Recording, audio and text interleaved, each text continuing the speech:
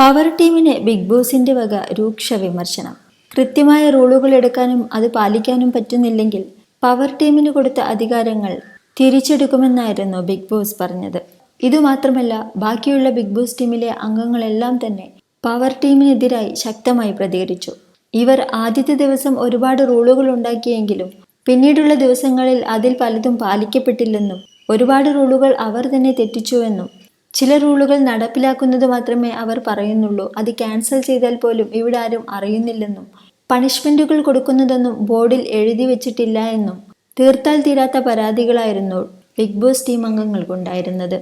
അധികാരം തന്റെ കയ്യിൽ കിട്ടിയപ്പോൾ അത് ഓവറാക്കി കർക്കശമായി നടപ്പിലാക്കാൻ മുതിർന്ന ജിൻഡോവിനാണ് ഇവിടെ പിഴച്ചത്. തന്റെ അധികാരം ഉപയോഗിച്ച് ബാക്കിയുള്ളവരെയെല്ലാം അടിച്ചമർത്താം എന്ന രീതിയിലാണ് ജിൻഡോയുടെ പവർ ടീം ഭരണം കാഴ്ചവെച്ചത്. മിക്ക വിഷയങ്ങളിലും റസ്മിനും ജിൻഡോയും തമ്മിൽ തന്നെ അഭിപ്രായ വ്യത്യാസങ്ങളുണ്ടായിരുന്നു. ജിൻഡോ തന്റെ സ്വന്തം ഇഷ്ടങ്ങൾക്കനുസരിച്ചാണ് റൂളുകളിൽ മാറ്റം വരുത്തിക്കൊണ്ടിരിക്കുന്നത്. ഇതുകൊണ്ടെല്ലാം തന്നെ പവർ ടീം മൊത്തത്തിൽ പണി പാളിയിരിക്കുകയാണ് ഇപ്പോൾ.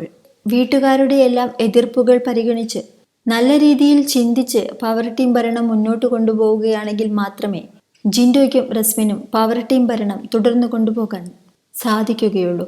ബിഗ് ബോസിന്റെ കൂടി വിമർശനം കേട്ടതോടെ റസ്മിനും ആകെ മൊത്തത്തിൽ തകർന്നുപോയി. നോറയാണ് റസ്മിനെ കുറച്ചു ആശ്വാസമായി ബൂസ്റ്റ് ചെയ്തെടുക്കുന്നത്.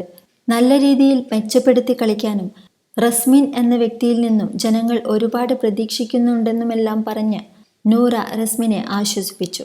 അധികാരം തലയ്ക്ക് പിടിച്ച് ജിൻഡോയുടെ കയ്യിൽ നിന്നും എല്ലാം പോയി. മിക്ക മത്സരാർത്ഥികൾക്കും ജിൻഡോ എന്ന ഗെയിമറെ വിശ്വാസം ഇല്ല എന്നുള്ളതാണ് സത്യം.